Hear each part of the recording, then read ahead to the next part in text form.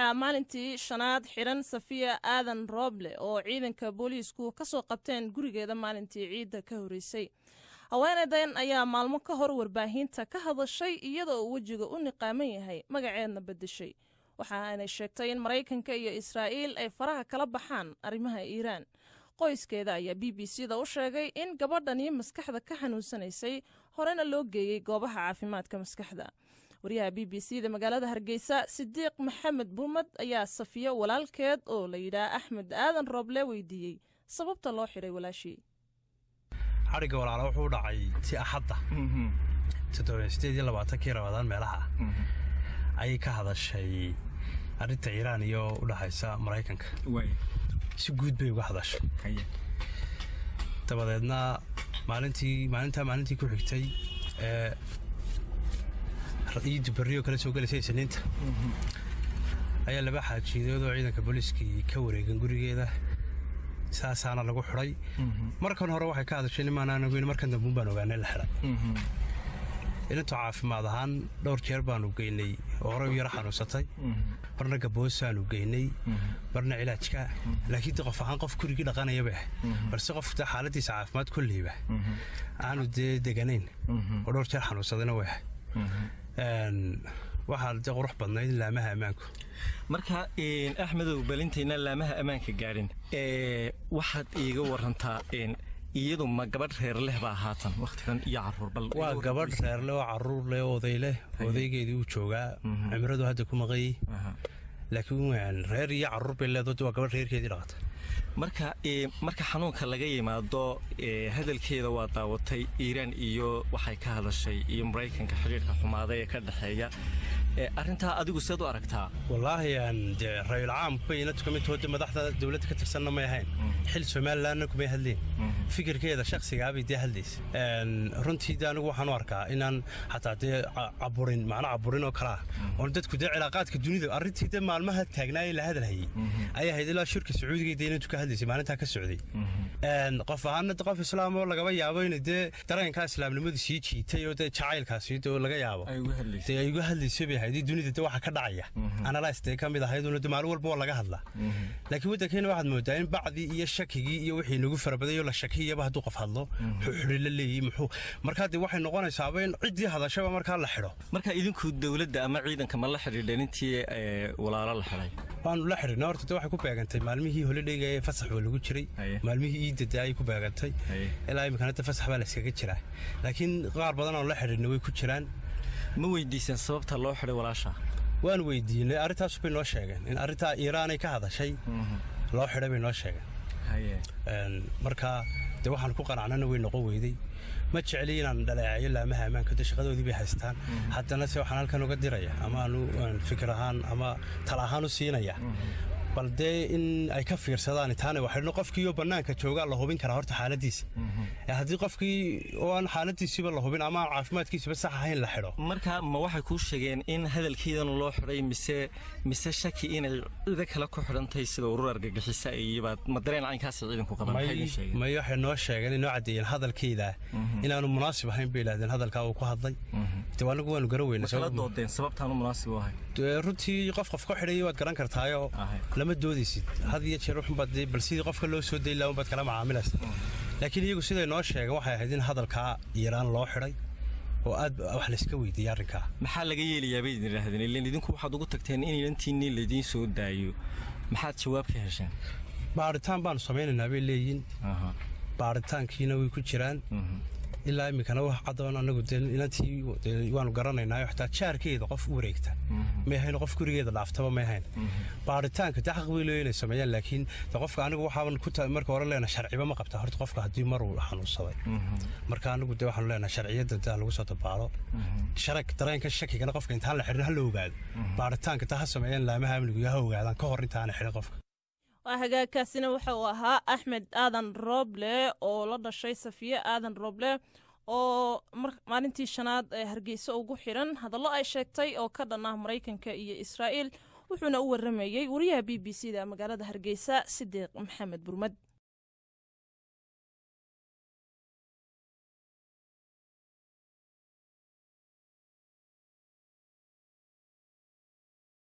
Naziima Maxamed Nuur oo ka faallota arrimaha bariga dhexe iyo siyaasadda muddana ku noolayd wadamada Carabta oo maanta la hadashay Ariel TV ayaa ka hadashay xiisadda diblomaasiyadeed ee ka dhex taagan wadamada Iiraan iyo Mareykanka waxaanay xustay haddii dagaal ka dhex qarxo labadaasi dal uu noqon doono dagaalkii saddexaad ee dunida waxaanay madaxda Carabta ee ku shirsan wadanka Sacuudiga u soo jeedisay inay arrintaasi meel uga soo wada jeestaan. dowladda Mareykanka waxaan u sheegayaa haddii ay nabadgelin weydo walaalaha Iiraan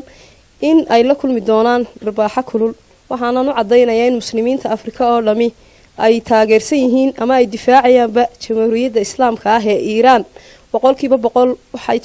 waxaan difaacaynaa muslimiinta Afrika haddaan nahay jamhuuriyadda Iiraan. Mareykanka waxaan u sheegayaa isagoo cunaqabatayn Iiraan ku haya sharci darro ah inuu faraha kala baxo si degdeg ah sida ugu dhaqsaha badan. waxaan u sheegayaa madaxweynaha Mareykanka iyo madaxweynaha Israa'iil si degdeg ah haddaydan faraha ugala bixin waxaad faragelintaad ku haysaan jamhuuriyadda Iiraan oo idinka sheekayn doontaan waxay idin kala kulmi doontaan muslimiinta waxaan idin cajabin. madaxweynaha Mareykanka iyo wasiirka arrimaha dibadda Mike Pompeo waxaan u sheegayaa la taliyihiisa John Bolton faraha kala baxmaan ku si degdeg ah Iiraan si degdeg ah faraha kala baxa hadii kale way idinka sheekayn doontaan waxa halka ka dhaca haddaad qashar ku tuurtana waxaan ku sheegayaa in halka ka bilaabmi doono dagaalkii saddexaad adduunka cidda ugu hordhimataana ay noqon doonaan Mareykanka iyo Israa'iil. waxaan u sheegayaa dowladda Sacuudiga mar walba walaalayaal caqligiina xaquu ka dhacay maalin walba ma waxa la idinku diri doonaa dowlad islaama shalay ayay ahayd markii qadar la idinku diray 2017 shalay ayay ahayd may fogeyn maantana Sacuud waxay doonayaan Mareykanka iyo Israa'iil inay idinku diraan walaalihiina Iiraan. waxaan idin sheegayaa Iiraan boqolkiiba boqol way mahadsan tahay waxa laaliye waxay sameysay waxay cid faragelin ku haysaana ma jirto. waxaan idin sheegayaa inaad iska daysaan kolba shirarka aad qabsanaysaan ee ugu yeerisaan madaxda muslimiinta shirarkaas oo dhamaanba uu ka dambeeyo madaxweynaha Mareykanka. waxaan u sheegayaa boqorka Salmaan adeer waxaan ku leeyahay nin weyn ayaa tahay ee iska ilaali ninka Mareykanka haysta ee ku soo diraya ee maalin walba ta kugu diraya walaalaha.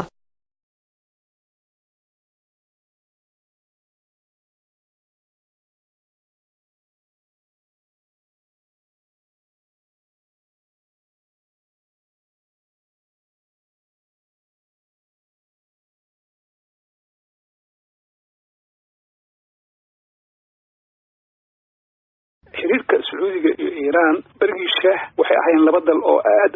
yani xiriir u leh ama mesela isbahaysi oo kala dhaxeeya Mareykanka marka labada awood oo la isku haleyn karo ayuu arkay wadamada galbeedka ay u arkayeen markii la fiirsho waqtigaas waxaa jiray dagaalkii qaboobaa kadib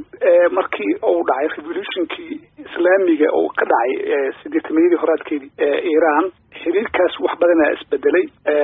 Sacuudiga iyo wadamada khaliijka oo ogsoonahay inay yihiin wadamo mesela qoyar socda sida dadka qaar yiraahdaan ama wadamo yani muxaafidiin ah waxay boqortooyina ah runtii markii la fiirso waxay u arkeen wax baqdin xoog leh ku ah runtii markastaba revolution kasta wuxuu keenaa baqdin xukunka khaliijka ka jiray markaas oo boqortooyo iyo dhaxaltooyo iyo ahaa maakino xukun aad xukun qoys oo aan xukun shacbiyeed marna aan ahayn xogaa baqdina gashay runtii ma aysan jeclaysan revolutionkaas aaday macnaha ay uga xumaayeen in revolutionkaas uu ku faafo bariga dhexe oo dhan. dalka Iiraan oo kale dabcan waxa la leeyahay waxay aad iyo aad taageero uga helayaan Lebanon oo kale Ciraaq oo hadda u muuqata dal shiica siyaasad ahaan Syria oo kale marka la eego dalka Sacuudi Arabiya dalal fara badan u muujiyay taageero siyaasadeed ma la dhigi karaa Sacuudigu walwal xoog badan ayuu qabaa oo ku saabsan in shiicadu ay doonayso inay awood iyo saameyn ku yeelato bariga dhexe sidaas daraadeedna Iiraan laftirkeedu ma sahlana oo maaragtay waxay isku dayaysaa sidii Sacuudiga ay siyaasad ahaan uga guuleysan lahayd. marka u fiirada dhinaca fikirka madhabiga Sacuudiga iyo Iiraan labadaba ninna shiica uu sheegay ninna wuxuu sheegay fikir oo sunni ah oo khaas ah mesela midkan oo waxaan ka hadlaa salafiga loo yaqaan labadaas fikradood waxaad moodaa in xagga militariga looga dheereeyay Sacuudiga iyo wadamada khaliijka waayo already